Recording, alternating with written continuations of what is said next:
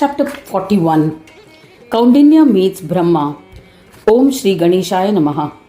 Shaunaka requested Sutta, O merciful one, please narrate the glory of the chanting of the name of Ganesha. Just chanting one name resulted in the redemption of 10 souls. Sutta replied, O Lord, who can describe the glory of the name of Ganesha adequately? It has been seen by Pandits in the Vedas that it is immeasurable. In this context, I shall narrate an ancient legend which has the power to grant all siddhis to the one listening or reading it. There was a well-known Brahmin named Jaratakaru who was well versed in the knowledge of Brahma. He had performed immeasurable penance. As a result, he had gained power to bestow grace and boons as well as pronounce curses. His virtuous son Astika came to meet his illustrious father. He bowed to him with his hands folded in prayer. Eager to serve his father, he stayed in his ashram. One day he asked his father, the eminent yogi, O father, I have come here to seek your blessings. After protecting the serpents and nagas from annihilation during the yajna of King Janamejaya, O holy father, during the yajna I was unable to empathize with the sufferings of the serpents who were dying in the yajna fire. O Mahamuni, I have seen that the world is filled with sorrow and I have no more desire to be a part of it. Therefore, please elucidate the path of yoga that will bestow Shanti upon me. Hearing these words from his son Mahayogi, Jaratkaru was overjoyed and preached the essence of yoga. He said, My son, one cannot attain peace without the knowledge of Brahma, who is established in Anna Brahma, Prana Brahma and other Brahmas. The supreme Brahma mentioned in the Vedas as Brahmanaspati is the one who bestows peace to peace. Worship that absolute Brahma, observing all the ordained rituals. Hearing this, Astika, who was an ascetic sage, practicing penance, asked, O father, why do the Vedas mention Ganeshwara as the most supreme? This lord of Devas is endowed with a name and form, then why is he addressed as Brahmanaspati? Please elucidate his true form. Jaratkaru explained, the root word Gan means a collective.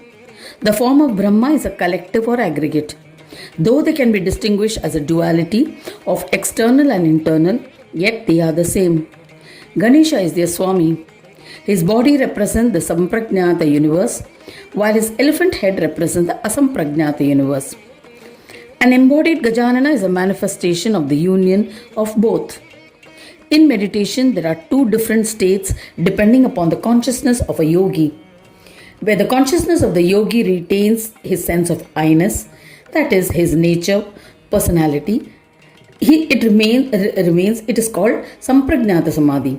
But where the personal I-ness does not remain, that is, the individuality is lost, and the mind is free of analysis, reflection, sense of the world, etc., it is called Asamprajnata Samadhi. Various beings are ignorant. To make them comprehend, Gajanana assumes an embodied form. Yogis can attain his darshan by the practice of Swasamvedya Yoga. So Gajanana resides within the hearts of the devotees. Siddhi means spiritual powers. She always creates illusion. Buddhi, who is endowed with the fivefold tendencies, is the bearer of illusions. Their Lord is Ganesha.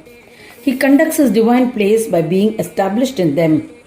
He, the Paratpara Gajanana, connects with both in Maya, both Siddhi and Buddhi, and becomes one with them. Here I shall narrate a fascinating ancient legend that is indicative of the great glory of the name of Ganesha. When you were in the womb of your mother, I had abandoned you and had gone to the ashram of Yogi Kaundinya to attain yoga. The great Ganapatya Yogi resided in the town of Sthavara.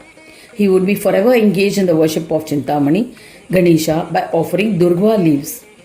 He happily welcomed me and said, O eminent sage Jaratkaru, please be seated. You are eminent amongst those performing penances. Having honored me appropriately, he asked, O great Brahmin, what do you desire? Why have you come to me? I was overjoyed on hearing these words of Kaundinya. I said to him, O Guru, I am constantly wandering on earth. I have observed various forms of penances, but I never attained peace. O bestower of peace, so I have come to your ashram. Please show me the path to attain peace. Kaundinya said, O Jaratkaru, sing bhajans of Ganesha with faith and devotion to attain peace. All other efforts are meaningless. In response to this advice, I asked him once again, why do you say that a deva who has a name and form is the bestower of peace? He was a compassionate yogi and replied, listen, I shall narrate a fascinating legend. To attain yoga, I practiced austere penance and suffered agony, yet I was unable to attain yoga. So I went to Brahma Deva. After offering pranams to him, I asked him, I have observed austere penance and endured great sufferings to attain the peace bestowing yoga, but in vain. Brahma replied, sing bhajans of Ganesha with faith and devotion, and you shall attain peace. Go to the town named Sthavara and worship Chintamani. Chitta is fickle. Because it can be studied there, I have named the place Sthavara, meaning stable or immobile. I had installed an idol of Lord Chintamani there, the one who bestows peace and enlightens the fivefold aspects of the mind. When I commenced creation of the universe, I had observed penance and austerities towards Chintamani at that location. I am happy to say that it was because of the boons that I was granted that I became reverential to yogis. Hearing these words, I asked him again, O Lord, how can a deva who has a name and form be a bestower of peace?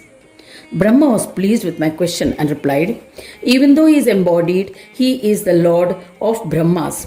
His body symbolizes Jagat and his elephant head symbolizes Brahma. He has assumed a form which is the union of both for the convenience of the devotees. He lives in Swananda. Siddhi and Buddhi are his beloved. Laksha and Labha as his sons. Mushaka as rat is his vehicle. O eminent Muni, in this way the infinite universes are the forms of Brahma, endowed with illusion and delusions. He has assumed an embodied form for their benevolence, so that they can practice yoga sadhana.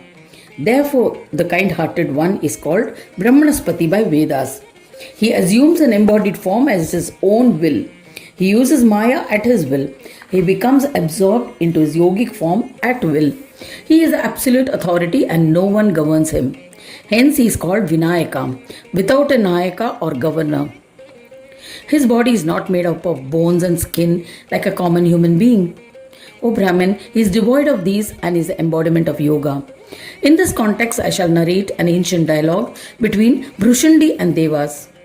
Thus ends the 41st chapter titled Kaundinya Meets Brahma in the 8th Khanda of the Purana Upanishad, Srimad Mudgal Puran, describing the legends of Dhumravarna, dedicated to Shri Gajanana, end of chapter 41.